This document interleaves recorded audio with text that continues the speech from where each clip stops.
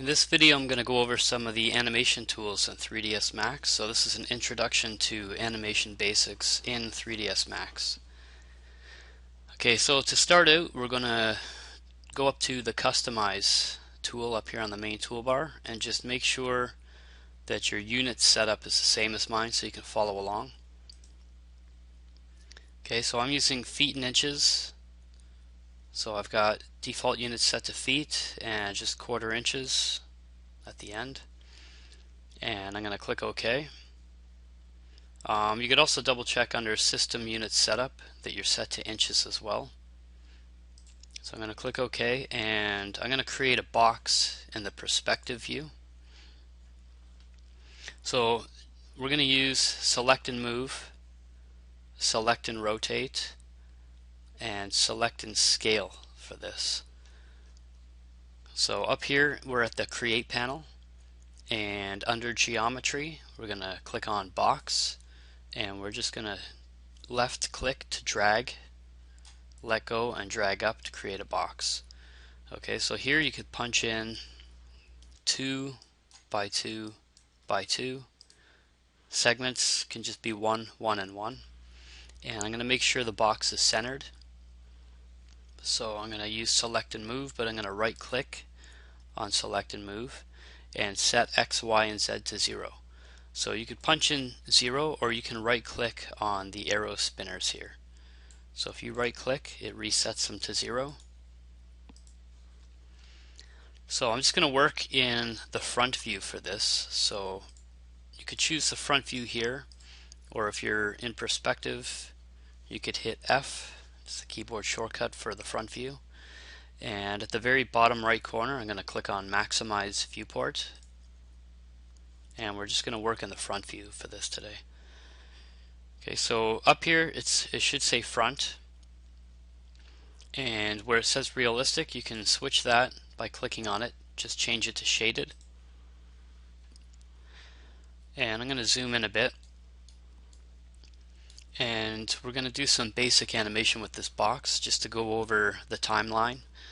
We're going to talk about tangents, open up the curve editor, and all that stuff. So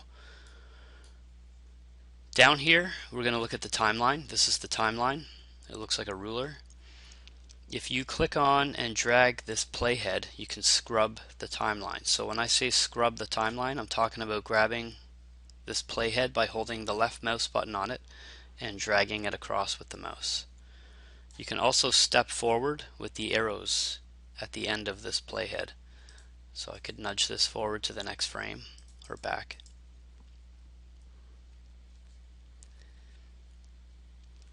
Okay, so I'm nudging forward 1 frame at a time.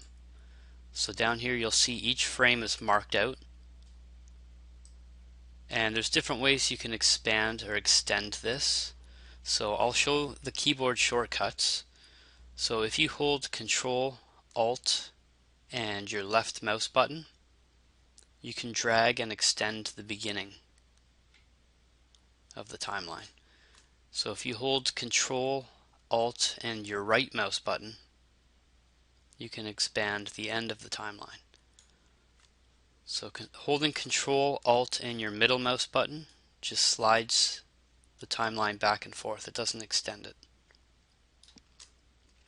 You can also do this through the time configuration button down here. So if we go into here, this is where we could set up the timeline before we try to animate anything. So if you open this up, if you click on it, this is time configuration. And for today, all the defaults are going to be fine. We're going to use NTSC, so this is going to be 30 frames per second. The time display you can change, but we're going to stick with frames. Under playback, we're going to keep this set to real time, so when we hit play, it's playing back in real time. But you can change the speed down here, so you could go half the speed to slow it down, 1/4 the speed to slow it down even further, or you can speed it up, so I could switch it to 2 times, 4 times. We're going to stick with 1 in real time. So you can also keep loop checked on, so when we hit play, the timeline is going to go through to the end and then start from the beginning and just keep looping the playback. So down here under this section, animation, this is where you can set up your timeline. So if I wanted to have this set to 200 frames, I could punch in 200 and hit enter, and the timeline expands to 200 frames. So we'll stick with 100.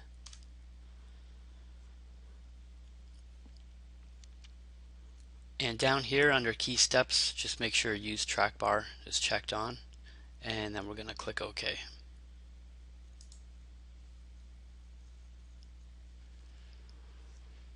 Okay, so up here on the main toolbar, make sure select and move is selected.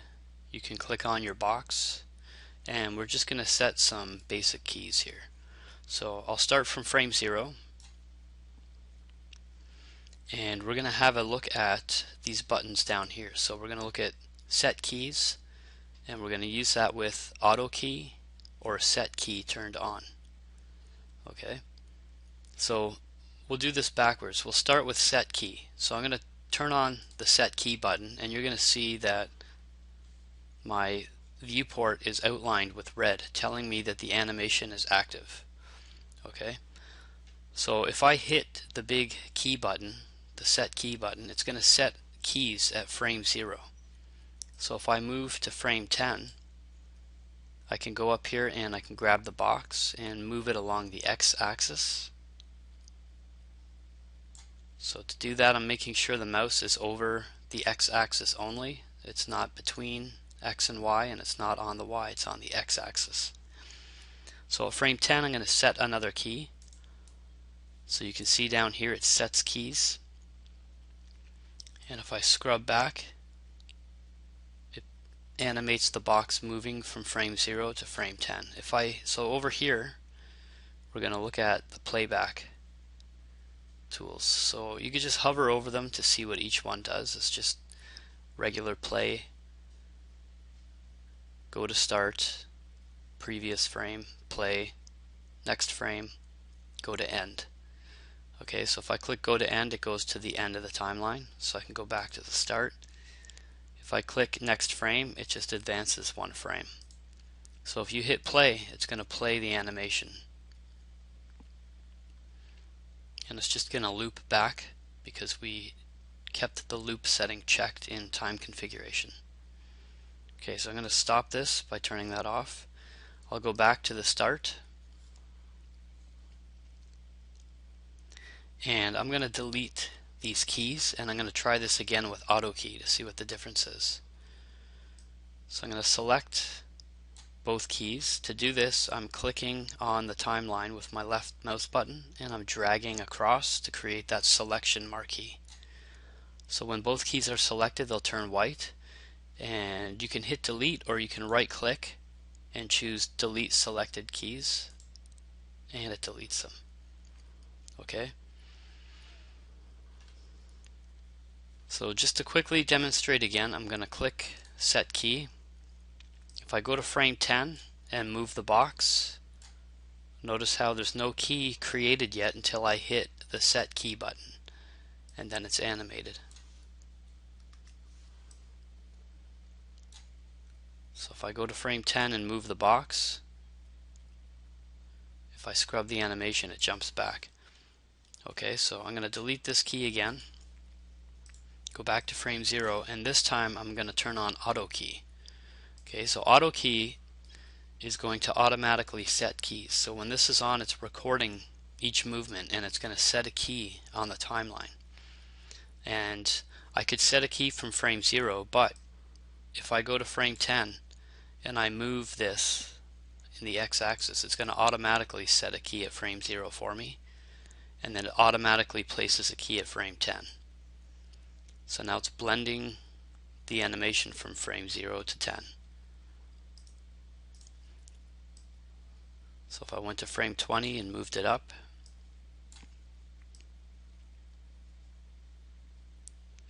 each time I move the box with auto key turned on, it's setting a key. Okay, so I'm going to select these keys and delete them, and we're going to set up an animation just to show some other options in here. So I'm going to keep auto key turned on. You can also use the set keys button with auto key turned on, so if I wanted to make sure I set a key on a specific frame with auto key turned on, I can still hit the set keys button. What we're going to do is go to frame 30. We're going to move the box across the screen, something like this. So we've got the box moving across the screen from frame 0 to 30.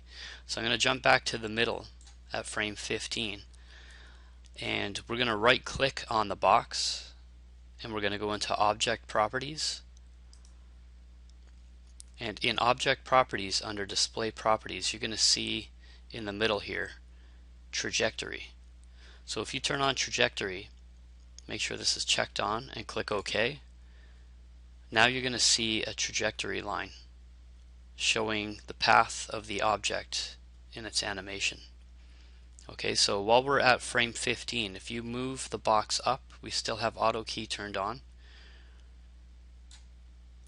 Now we've added a Y position to the animation, and the box is moving along this trajectory line.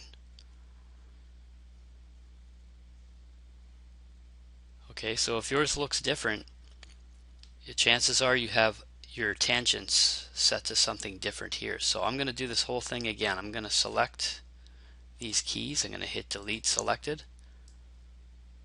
I'm going to center my box again. I'm going to turn off auto key while I'm doing this.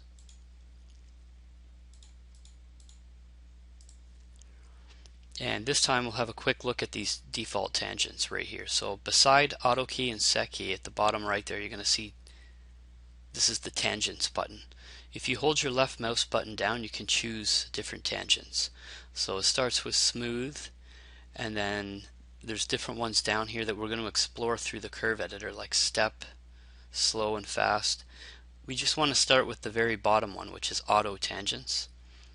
If you were doing pose-to-pose animation, you could use the step tangents to start out with, but we're going to set that up with a different example later. So right now we're going to start with auto tangents, and we'll discuss tangents a little bit more when I open the curve editor. So again, I'm going to turn on auto key and set up that same animation again. So I'm going to go to frame 30, move the box across the screen. I'll go back to frame 15, and I'm going to add the arc of the box jumping across. So if I move the box up, you can see how the tangent changes, showing the arc. Okay, so if I hit play, it's just going to keep playing back. So I'm going to stop it here, and I'm just going to zoom in a bit and have a quick look at these dots along the tangents. So right now we've placed keys here, and that's us setting the timing for this animation. Okay, so the timing of this animation happens between frame 0 and 30. It takes 30 frames for the animation to take place. So what you're seeing here is the spacing. This is all the frames in between. So from frame 0, you see there's a dot at the top, there's a dot at the end. These are our keyframes being shown on the trajectory line. So if I go to frame 15, it stops on the top key. So in between all these dots here, if you count them up, they add up to all the different frames between frame 0 and 15. And then on this side it's from frame 15 to 30. So this is your spacing in between the keys. So I'm going to show you how to change that with another example in a minute. So before we move on to playing with the spacing here, I'm going to add some rotation to this as well, and we're going to talk about the colors of the keys down here. So right now all these keyframes down here are position keys, which are red. Okay, so you're going to see red, green, and blue keys down here. Red keys are for position, green are for rotation, and blue are for scale. So if I go to frame 35, just as an example, I'm going to rotate the box, and you're going to see a green frame pop up down here, or a green key. So these are rotation keys. Okay, so if I go to frame 40 and I just adjust the scale, you're going to now see a blue key. So blue keys represent the scale. So there's a way to filter what you're seeing down here. So depending on what I have selected here, whether it's select and move, rotate, or scale, if I have scale selected and I just want to view the scale keys, you can right click on the timeline and you can filter which keys you're seeing. Okay, so there's all different options down here. What I'm looking for right now is current transform. So if I click on current transform, because I have the select and scale transform selected, it just shows the scale keys. So if I switch this to rotation, it's just going to show the rotation keys. Same thing with select and move. So if you're going to use this, you have to remember that you've turned it on, because now I don't see the other keys. So if I'm going to go back, I'm going to right click, go back into filter, and set it back to all keys. Okay. So I'm going to delete these last two keys that I created. But what you'll notice as well is at frame 0, all three keys are stacked on top of each other. So this first keyframe has red at the top, green in the middle, and blue at the bottom. That tells me that there's a position, a rotation, and a scale key set at frame 0. Okay, so what we'll do now is we'll go ahead and practice with the rotation. So I'm going to click select and rotate, and all I want to do is just have the box follow the path. So I'm going to start at frame 0, and I'm just going to rotate the box back like this.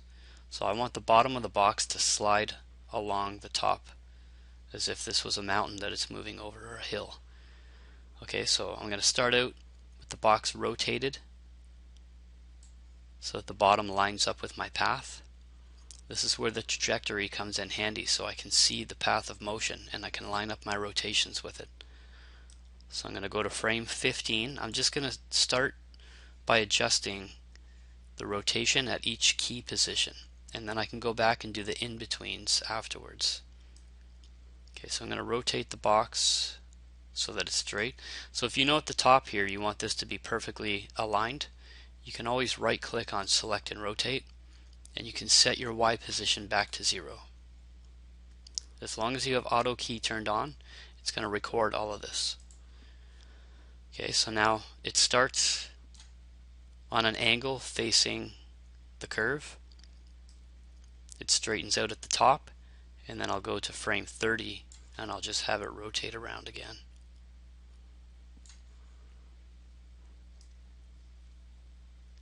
Okay, so what's happening right now is our key positions are good, but in between the key positions the animation needs some adjustment.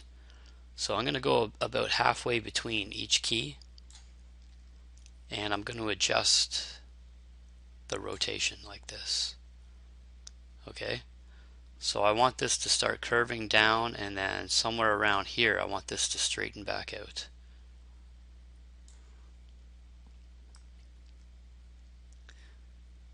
So again, you can move keys back and forth as well. If I wanted to take this rotation key and slide it to frame 10, you can select it, and then your mouse cursor should turn into a double-headed arrow pointing left and right.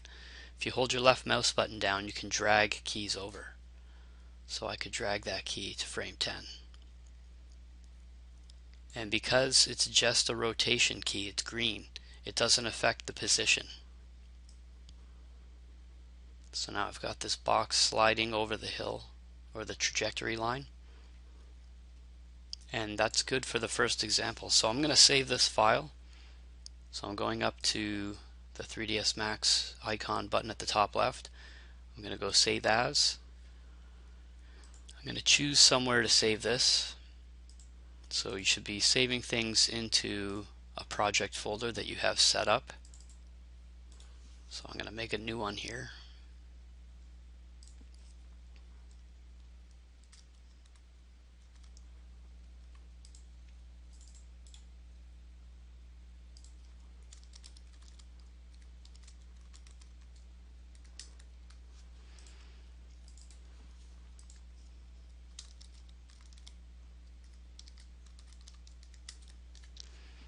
So I'm saving this as animation underscore basics underscore or 01. Each time I come back to save, I'm going to hit the plus sign. I'm going to save it incrementally to make sure I don't lose any work. So 3ds Max does have an auto back system where it will auto back the files and save them in your documents folder.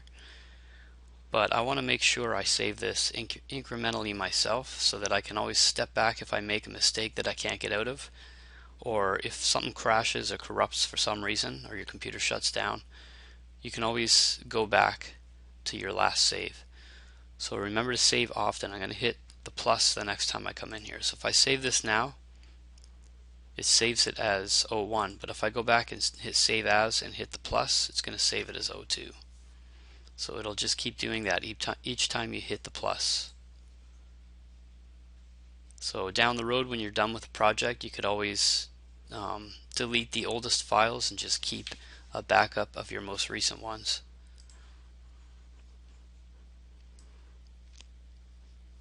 Okay, so if I'm scrubbing the timeline back and forth, I'm seeing the ball or the box move with the arc. So I'm going to go ahead and turn off auto key, and I'm going to save that as the first example, and I'm going to hold shift, select the box. We're going to make a copy of this by holding shift and dragging. Okay, so as I drag and let go, the clone options window pops up. So in this case we want to make a copy. Okay, so we're going to make a copy so that we can edit this separately. If you make an instance, whatever you do to either of these boxes, if I change the new box, it's going to affect the old box because it's an instance. So we're going to make a copy of this. And then we're going to focus on this new copy. So I'm just I'm panning the view across with the middle mouse button instead of using the tools down here. And then I'm zooming in and out by scrolling the middle mouse button. And we don't need to rotate because we're just working in the front view. Okay, I'm going to take the box, I'm going to select all the keys on the timeline, and I'm going to right click and hit delete selected keys, and I'm going to reset the animation. So I'm also going to reset select and move. I'm going to right click and set Y to 0, and we're starting at the beginning again. Okay, so I'm going to show another thing with the timeline that I didn't point out yet, and we're going to just set up another animation similar to the first one but just going straight across, and we're going to talk about the tangents a bit. So we're going to have this one ease in and out. As it starts out, it's going to start out slow, it's going to pick up speed in the middle, and then it's going to end slow. So ease in and out or slow in and out we're talking about. Okay, so I'm going to click auto key, and I'm going to go to frame 30 again, and I'm going to move the box across the screen again. Okay, so I've got the box moving across the screen like this. This time I'm going to go to frame 15, and this is where I'm going to hit set key.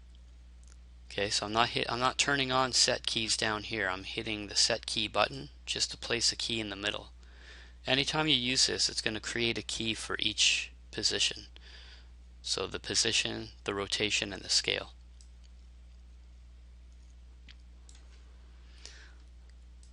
Okay, so I've set this key in the middle because if you zoom in close and look at the frames here, I want to adjust the spacing in between these key frames so that I bunch the spacing up towards the beginning so that it takes more frames for the box to take off, which is going to slow it down.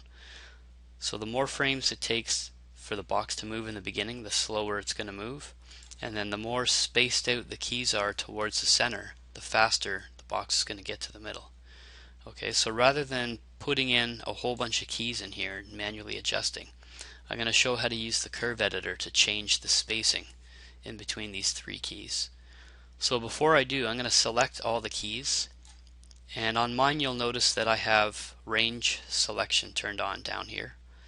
So to turn this on, you're going to right click on your timeline, and if you go to configure, just make sure show selection range is checked on. By default this would be turned off. You'll have to turn it on. What this does is it adjusts it allows you to adjust the timing and spacing all at once. So I'll go back to the original one just for a minute.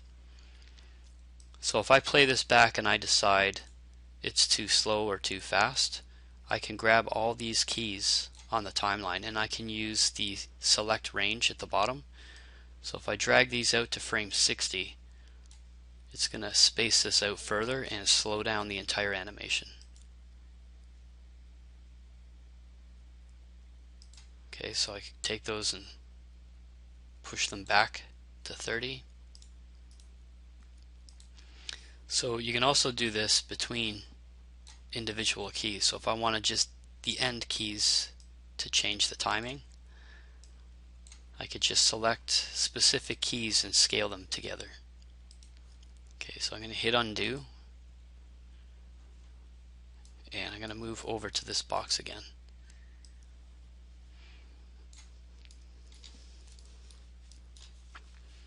Okay, so earlier we were talking about tangents. We have our default tangents set to auto. So what we're going to do now is we're going to play with the curve editor and we're going to try and have this box slow in and out. Right now it's a steady animation from start to beginning. So I want it to start out slow. It's going to pick up speed towards the middle and then it's going to slow at the end. Okay, so it's going to take a minute for the box to get going, and then it's going to pick up speed and then it's going to slow down before it comes to a stop. So here's where we're going to click on our box and we're going to open up the curve editor. So up here on the main toolbar you'll see curve editor. You can also right click on an object and you can open the curve editor from here. So this is the same thing. And what we see here, if I expand this down a bit, is a red line with some key points and some Bezier handles. Okay, so this line represents the X position that we've set. That's why it's red. It's the same colors as the keys that are set down here. So over here on the left you're going to see I've got the box selected. I've got under position X, Y, and Z showing. So we've only been animating in the X, so I can hit the X position to just show the X in here. Okay, so the idea here with the curve editor is we're looking at the curve of the animation, and this is where you can make a lot of fine adjustments. So right off the bat I can see that there's a wave in the middle of this, which means it's going to affect the speed or the motion at the middle of this animation. So I'll come back to this in a minute. What I'm looking at right now is the beginning and the end. So you'll see the first and last keyframe, they have a handle on them. And we're going to use this handle to adjust the spacing at the beginning and end of this animation. And then we'll come back and adjust the middle as well. Okay, so I'm just going to focus on the first key down here. So you're going to see, you'll notice that the line here is solid and the line before that is dotted. So there's only keys set along the solid part. So I'm going to also zoom in here. So I'm going to scrub to frame 15 just so I can focus on my trajectory line down here. And I'm looking at the individual dots here, the individual frames. So again, I want to bunch up the spacing down here. So this is where you can use the tangent line up here and this Bezier handle. If I click on the end of the handle, I can move the handle. So if I pull this across like this and let go, you'll notice in the viewport all the keys start to bunch up at the beginning, and then they're spaced apart further and further at the end. Okay, so I'm going to point something else out. I'm going to hit undo. But if I pull this out and drop it down, you're going to see as I pull this down, it's pushing the keys beyond the start point. So I'm just going to show what happens here. If I hit play from the beginning, now that I've dipped this curve down, the box kind of backs up and then it takes off. Okay, so the further I make this dip, the more it's going to do that at the beginning. Okay, so if I hit play from the beginning, the box backs up a bit and then it takes off. Okay, so this is handy if that's the kind of effect you're trying to do and you don't want to go in and add keys before frame 0. You could go in here and just adjust the handle. But that's not what we're trying to get at right now, so I'm going to hit undo a couple times. So let's just see what happens if I push this up instead. Okay, so it's doing the opposite. Okay, so if I push this up and I hit play, it's spacing this out at the beginning and the box is skipping to the next frame.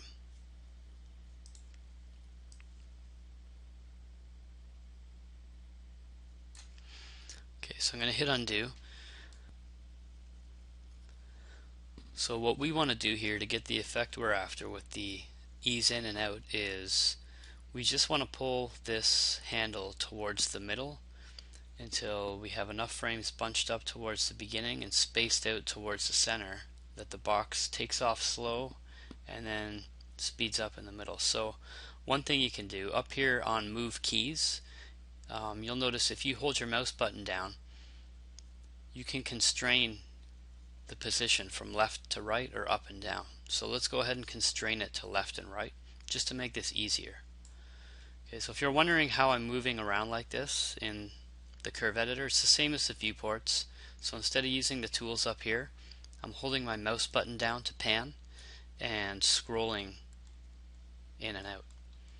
Okay, so just to make this easier, I always like to keep my timeline ahead so that I can just look and focus on the trajectory line and the spacing here.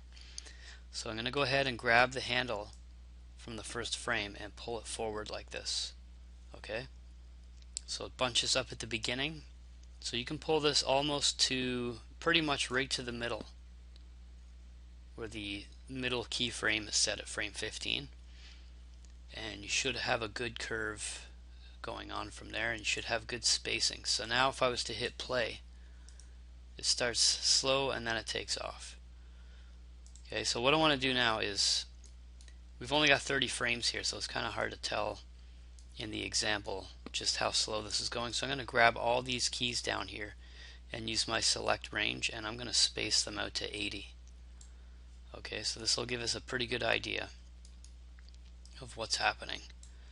So if you really zoom in, you can see how spaced or how bunched together the spacing is here. Okay, so again, if I hit play from the beginning, now you're really going to see the effect this time. Okay, it takes off slow and then it speeds up in the middle, and then we have to adjust the end still. So I'm going to do the same thing on the last frame. Okay.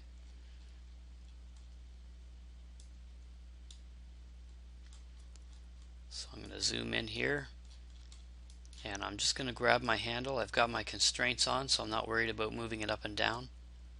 And I'm going to pull this towards the middle like this. Okay, again, I'm just working in the X position, so you can switch that. Okay, so this gives me a pretty good idea of the curve. So if you look at the middle, you can see the curve is twisted. So this is going to affect the animation.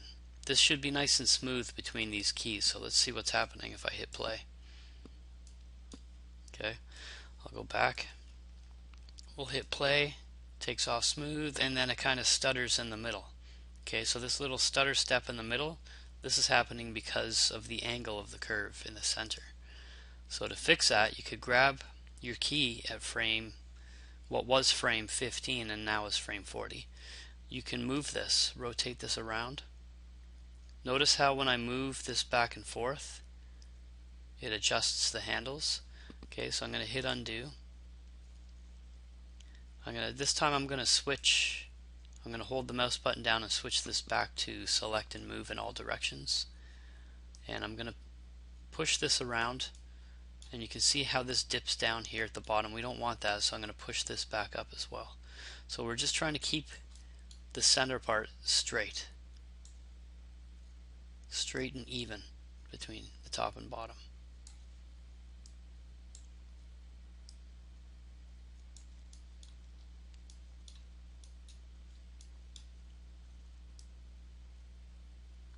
So I'm going to push this bottom handle up. I want to keep these pretty much the same, but the main thing is I want this curve to be nice and smooth as it gets through the center here and up here. Okay, so you can see how extreme this curve is now. Instead of just going straight through the keys, it goes around like this. And if I hit play, it's going to start out slow, it's smooth through the middle, and then it slows at the end.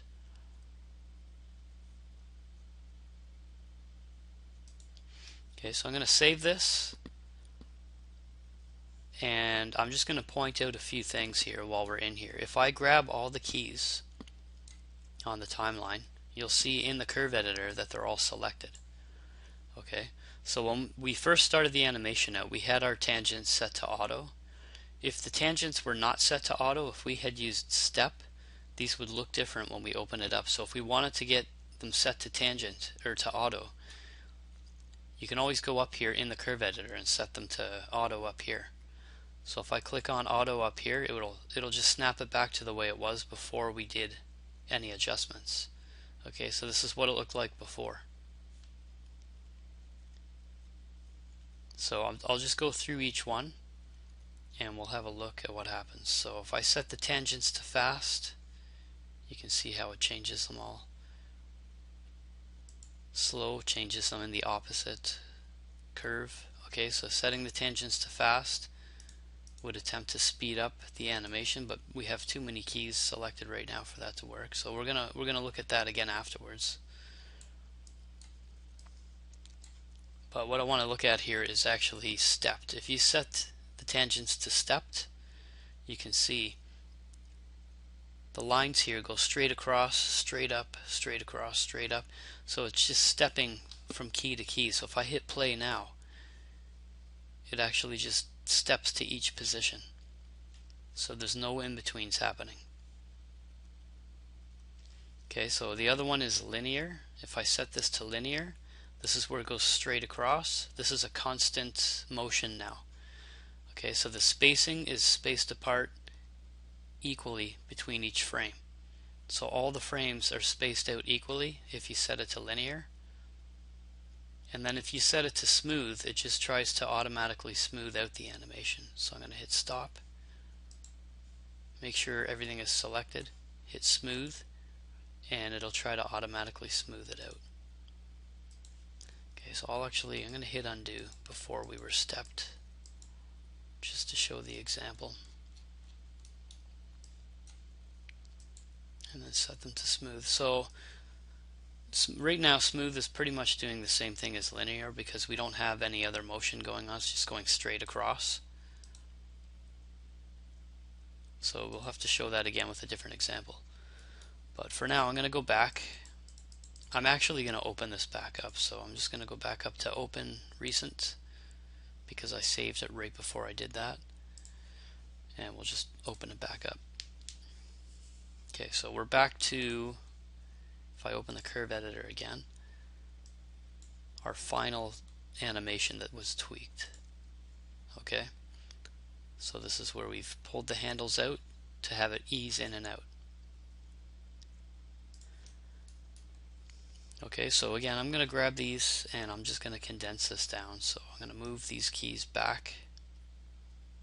We'll just go to frame 60. So if I hit play, you still see the effect.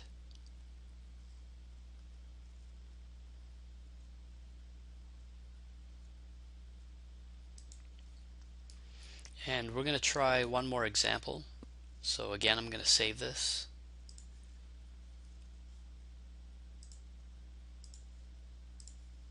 It's always good to save often. Okay, so I'm going to take this one, make another copy. So I'm holding shift and dragging, making another copy, and I'm just going to delete the keys, delete selected keys. Okay, I'll push this one a little closer here, and I'm just going to focus on this one by zooming in. Okay, so auto key was turned off while I did all that, so I'm going to turn it back on, and we're just going to have this box jump up. Okay, so I'm going to go to frame 60. We'll just make this one the same as the last one, and then we'll adjust it from there. So I'll go to frame 60, we'll move it up, and right now we have the box jumping up. Okay, so what we're going to look at now is we're going to add some squash and stretch to this. So we're going to have some anticipation at the beginning. What I want to have is I want to have the box squash down in anticipation of the jump. So it's going to build up in anticipation, and then it's going to stretch forward as it gets to the middle. It's going to squash in, and then towards the top we'll have some follow through. So at the top we're going to have all the weight of the box catch up to itself, and we'll just have it jiggle to a stop. So we're just going to exaggerate this to try and make it look cartoony. So I'm just using this example to get into the squash and stretch a bit. And again, I'm going to elaborate on this. This all has to do with the 12 principles of animation when we're talking about easing in and out, squash and stretch, anticipation, follow through. These are all things that we're going to talk about when we do the bouncing ball assignment. So for now it's just more of an introduction to the tools. But to do this, I've set the key at 60. I'm going to hit play, and you'll see it's pretty slow. So I'll actually drag this key back to 40. Okay, this is just practice as well to slide keys back and forth. So it's okay if we don't set up the timing perfect the first time, we'll just shift things around. Okay, only 2 keys I have set so far. I'll go ahead and go to frame 20 and set another one in the middle, because I'll probably do the same thing where I might ease in and out with this, but we'll see what happens. Okay, so if I hit play, this is what's happening so far. Okay, so if I wanted to ease in and out like I did with the last one, I could select my keys and open the curve editor. And this time we're dealing with the Y position, so I'm going to click on Y. Sorry, the Z position, so I'm going to click on Z.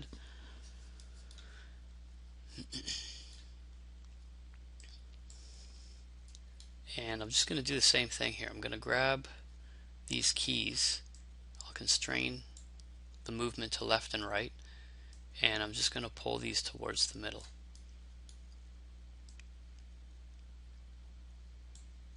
Okay, and then I'm going to switch this back and straighten out the handles here. Okay, so I'm turning it there, and I want to move this back up so that they're about the same size. Just try to straighten this out, and then I'm going to play this back to see what it looks like. Okay, so it starts out slow, it speeds up in the middle, and then it slows out at the end. Okay, so I'll close the curve editor, and so at the very beginning we don't actually have any room to create the squash and stretch buildup before it takes off. So what we're going to do is we're going to grab all the keys, okay, and we're going to make sure the mouse is over top of one of the keys. It doesn't matter which one, we just want to slide these to frame 10. Okay, so the start key is now at frame 10, so if I hit play, nothing happens until frame 10. So this gives us 10 frames before the jump to try and animate some anticipation for the jump. Okay, so this is where we're going to use our scale tool, but we're going to hold the mouse button down and choose the bottom one. Okay, so if you choose the bottom one, when you put your mouse back up here, it tells you to select and squash. Okay, so this is the one we want to use for animation for squash and stretch, because anytime we squash an object, we don't want the volume to change. So if I show an example, if I just squish this down in the Y, so I'm going to make sure my mouse is only over the Y position, you'll see how as the box scales down, it also scales out. So the volume, the overall volume of the box isn't changing. It's just squashing down. And if I was to pull it up, it's the same thing. So it scales up and in to keep the volume. Okay, so again, we'll elaborate more on that when we look at the 12 principles of animation, but for now, we're just going to try to use this to exaggerate the box jumping. Okay, so what I'm going to do is I'm going to hit undo, and we'll go ahead and set a key at frame 0, and then we'll go to frame 5 and we'll squash the box down like this. Okay, so because I've created the box in the perspective view, my pivot point is at the bottom. So I'll just talk about that real quick. I'm going to hit undo. If your pivot point's not at the bottom, your box is going to be squashing from wherever the pivot point is. So one thing you can do, if I turn off auto key, just in case your pivot point's not lined up, if you go up to the toolbar up here with your box selected, so we're over here beside the create panel, we're going to go over to the motion panel, sorry, hierarchy panel, the third panel over. Under hierarchy, you'll see effect pivot only. So if you click on effect pivot only, you should see the pivot at the bottom of the box. If it's not, you can use select and move to move it to the bottom, or you could click on center to object, and assuming your box is on the bottom of the grid, you could right click on select and move, and you could just set the pivot in the z-axis to 0. Otherwise, if your box is not sitting on the grid, you could just hit center to object and manually move your pivot point down. So just move it down like this.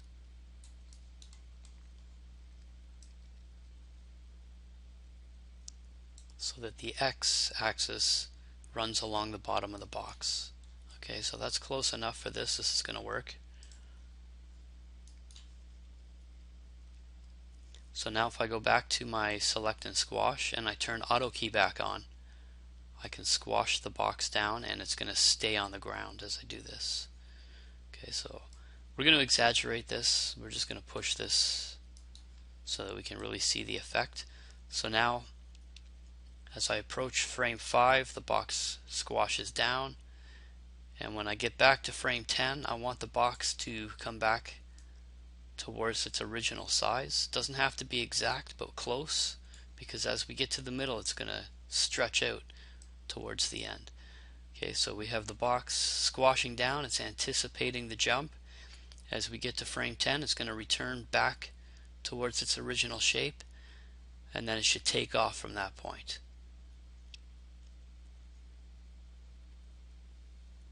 Okay, so I'm going to hit play. Okay, so I'm just going to show, this is where, if we look at this, I'm going to hit play. So because we set the tangents to slow, it's taking a long time for the box to take off. Okay, so in this case, I don't think the slow in is actually going to work. So we're going to go back and change that.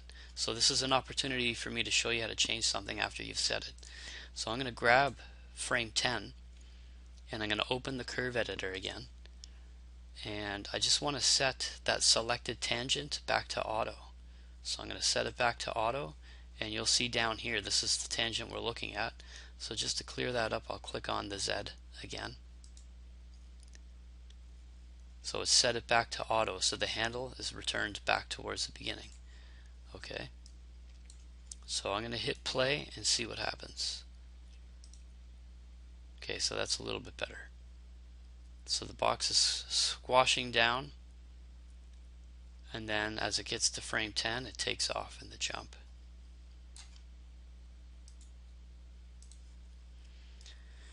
Okay, so to elaborate on the squash and stretch, as we get to the middle frame, frame 30, I want this to elongate, so I want this to stretch out towards the end. This is just going to show that in the middle it speeds up and the box is stretching out before it gets to the end. Okay, so I'm going to go ahead and hit play.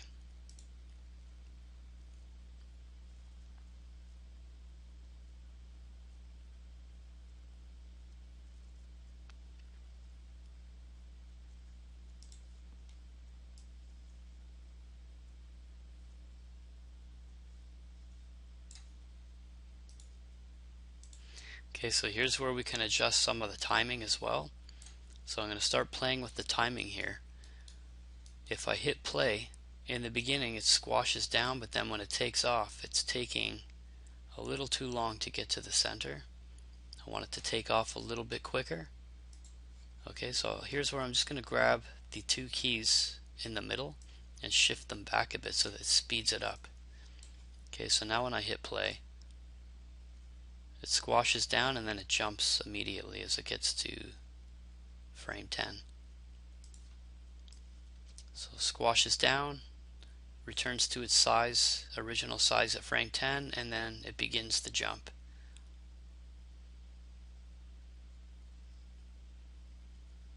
Okay, so it's anticipating the jump by squashing down, returning to its original size, and then it begins to take off and stretch out towards the middle. Okay, so that's the anticipation at the bottom. And we could finesse that, but we'll leave that for the example. We're going to get to the end now, and we're going to look at the end. So I've still got the end slowing out or easing out. So what we want to have happen at the end is when we get back to frame 40, the box is going to return to its original size, its original scale.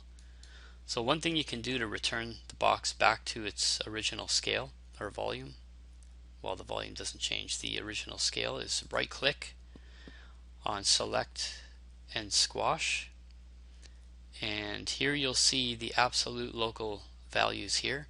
You can punch in 100 for each one, and that's just going to put it back to 100% of its original scale. Okay, so we had auto key turned on when we did that, so it's recorded that into the key at frame 40. Okay, so beyond this we're going to have some follow through. So when the box gets to frame 40, all the weight is catching up from the bottom, and we're going to have some follow through. So we're going to have that weight jiggle a bit at the end. So we're going to have at frame 45, we're going to have this squash down a bit,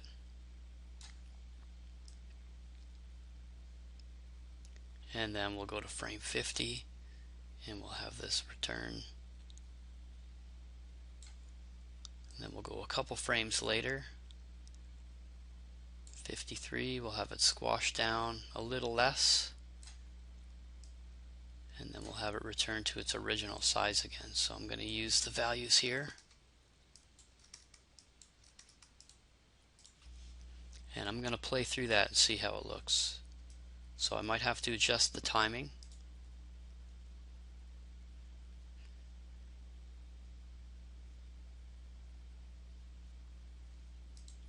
Okay, so I might want to space these out a bit so that it isn't jiggling as sharp. So as it gets to the top, it squashes down.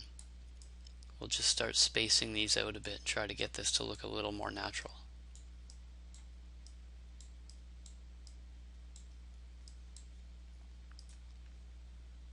Okay, because we have it slowing in at the end, the jiggle is just going to be a little bit slower. Okay, so let's see here. So I don't like how long it's taking for it to relax here. So I'm going to grab these and just push this back a little bit and then have another look.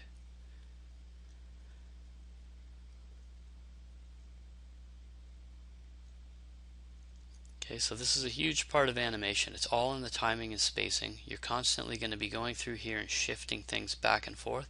This is why I'm trying to show you the curve editor early, is so you're not struggling and fighting with a whole bunch of keys on the timeline. So the less amount of keys you have on the timeline, the easier it's going to be to control the animation. So if you can do most of it through the curve editor, it's going to be to your advantage down the road, especially when you have more complex animations happening. Okay, so if I play this back, it's not too bad. It gets up to the top, it slows right down, so I could even speed that up a little more. And again, it's not too late either. If I don't like how it's slowing out at the end, which I actually don't mind, but if for some reason I decide that's no good, I can always go back to that key at frame 40. I can open the curve editor back up, and I can set that tangent back to auto. Remember, that was the Z position? So if I set this back to auto, it's just going to reset itself. So now if I play, it doesn't ease out or slow out at the end, it just approaches the top and then it jiggles to a stop. Okay, so I'm going to save this again.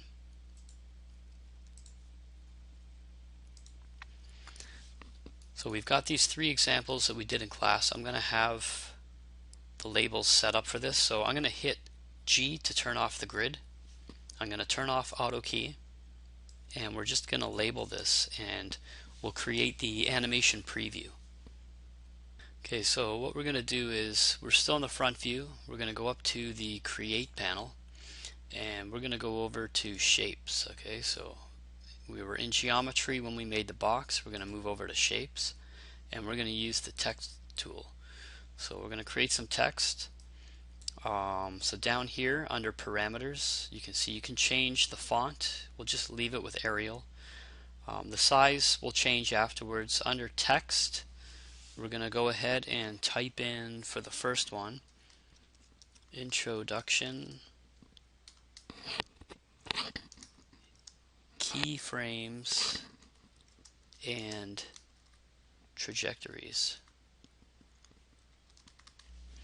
Okay, so I've typed that in here. When I click in the view, it's going to pop up in the view.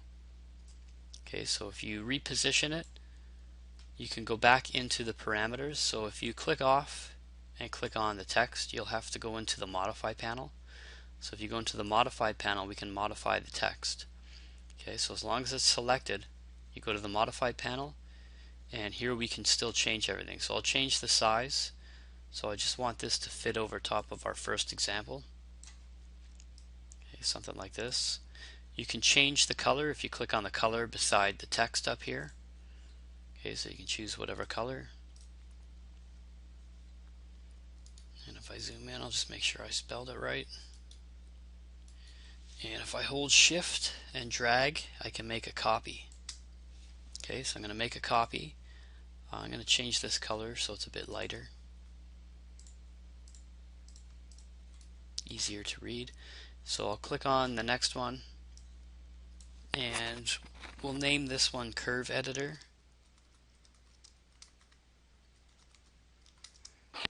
And ease in and out. Okay, so I'll probably name them different in class, but that's fine. Whatever I did in class is fine. This is fine as well. And I'll go ahead and change the color again. You can keep the same color, or you can change the colors, doesn't matter.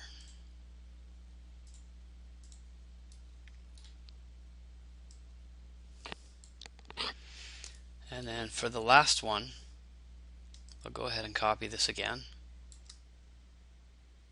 Okay, so I'm holding shift and dragging to make a copy. We'll name this one Squash and Stretch. Okay, so you make your, you could also name it Select and Squash, but we'll just call it Squash and Stretch.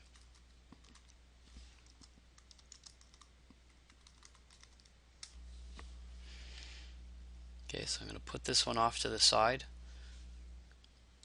and then I'm going to hold shift and make a copy up here, and hold shift and make a copy at the bottom. We're just going to label the bottom Anticipation.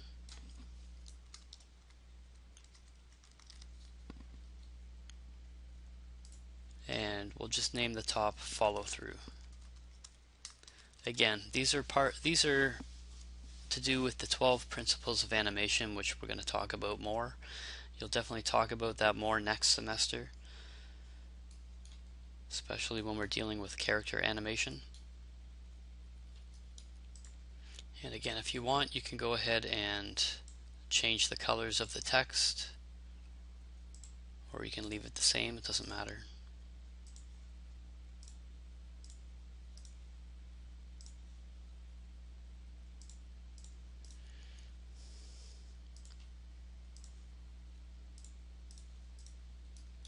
Okay, so we've got our three examples set up and they're labeled. The last thing you'll do is just put your name at the bottom. Okay, so I'm going to put my name at the bottom here. You can scale that up a bit if you want.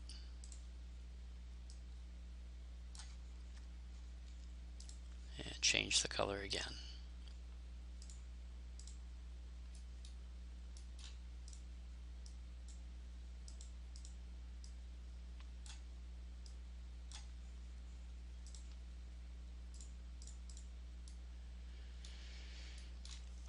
Okay, so you can move all this over if you want to tighten this up. I'll just move everything over. As long as auto key is not turned on, it's not going to set any keys. We'll just straighten this up in the view. Okay, so I'm just lining this up in the front view. So using the middle mouse button. Make sure it's nice and tight. Okay, so I'm going to show you how to render this out as an animation preview. And we're going to use 1280 by 720 as our setup. Okay, so to start out, you're going to go up to rendering. And we're going to go ahead and go into render setup. F10 is the shortcut. So in 3ds Max 2016 they've moved everything up to the top here. So what you want to look at is under target, make sure this says production rendering mode. If you click on the drop down arrow, it might be defaulted to the 360 cloud rendering or something else. Make sure it's production. Under renderer, we're just using default scanline renderer in the other classes. And if you go down here under output size, we're going to change this to HD TV at the bottom. Okay, this is the same settings we're always going to use. You switch it to HD TV, it defaults to 1080. We're going to switch it to 720. 1280 by 720. So this will save a bit on rendering time for projects in the future. Once you've set this, you can close the window, and then we're going to go up to Tools on the main toolbar and down to Preview, grab Viewport, create preview animation. So Shift V is the keyboard shortcut. Okay, so we're going to click on create preview animation. So under make preview, we're just going to go down to image size and we're going to punch in 100. So this depends on your screen resolution. If you can't get up to 100, if it only lets you go to 70, that's fine. But at 100, the resolution of this will be 1280 by 720. So this is based off of our render settings. Okay, so down here under display filter, because we're using shapes, we want to make sure we turn on shapes. So if you don't turn on shapes, it's going to ignore all our text. Rendering level under visual style, we're just going to change it from realistic to shaded, so we don't get any funky shading from the boxes. And under output, this is where we want to use Microsoft Video 1. Okay, so you have to make sure that you have your default AVI viewer is set to Windows Media Player. Okay, if you don't have it set to Windows Media Player, this is going to open up in some other default media player and you won't be able to save it. So make sure you have on your computer it's set up that AVIs are opened with Windows Media Player. This way when you make a preview in Max, it always opens up in Windows Media Player. Okay, so again, you can change this. If you click on it, make sure it's set to Microsoft Video 1. The compression quality, you could turn that all the way up to 100 because it's just a short animation. We'll click OK. So I'm going to come back into this in a minute. I'm going to close this for now. We've got all this set up. I'm just going to show how to turn on safe frames to make sure that what you render is what you actually see in the view. So if you click on the plus at the top left corner of the view, you can go down to Configure Viewports, and then in all these tabs you're going to see safe frames over here at the end. Click on safe frames. Under Application, just turn on Show Safe Frame in Active View. Okay, this allows you, under Setup, you could turn on Action Safe, Title Safe, User Safe. These are just different outlines for the safe frames.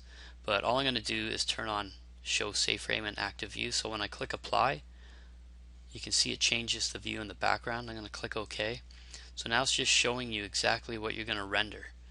Okay, so if I was to hit F9 and render, this is going to show exactly what's in the view. Okay, so I don't see my trajectories or text or anything because they don't render. But I'm going to make sure that this lines up in the view. So if you want to scroll in a bit smoother than using the mouse wheel, use your zoom button down here. Just make sure this is framed nicely so you can see everything. And then we're going to open up the animation preview again. Okay, so preview, create preview animation, or hit Shift V. Okay, so our settings are the same from before. Just make sure again Shapes is turned on, so it wasn't turned on when I opened it. Make sure Shapes is turned on so you can see your text. Microsoft Video 1 is set up under AVI. So I'm going to hit Create. It's going to go through my timeline and it's going to record the animation. These animation previews are great when once you have an animatic put together, built from your storyboard, you can time out your animations in 3D and you can save out these previews and you can cut these in before you do a final render, because final renders take longer. So this will allow you to cut things together, get a better sense of the timing and spacing, the action in your film, and then you can do your final render. Okay, so this is an example you're going to hand in to the Dropbox. So once it's opened up here, you can click on Go to Library or Switch to Library. If you're using Windows 8 or 10, it might look a little bit different. Okay, so up here, if you're using Windows, you won't have, or sorry, if you're using a newer version of Windows, you won't have File here. You'd have to go to the empty part of the gray bar up here and right click. When you right click, you'll see File. You go to File, Save As, save this in your project folder, and this is what you're going to hand in. Okay, so I'll save this one to the desktop and then you can move it later. So this will be animation basics 001 underscore your name, first and last name. Click save. It's going to save this out, and then you could close the window. It should show up on my desktop.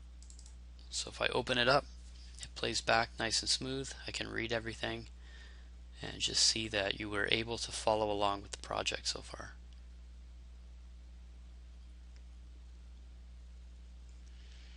Okay, so this would get handed into the Dropbox, and that's it for this project.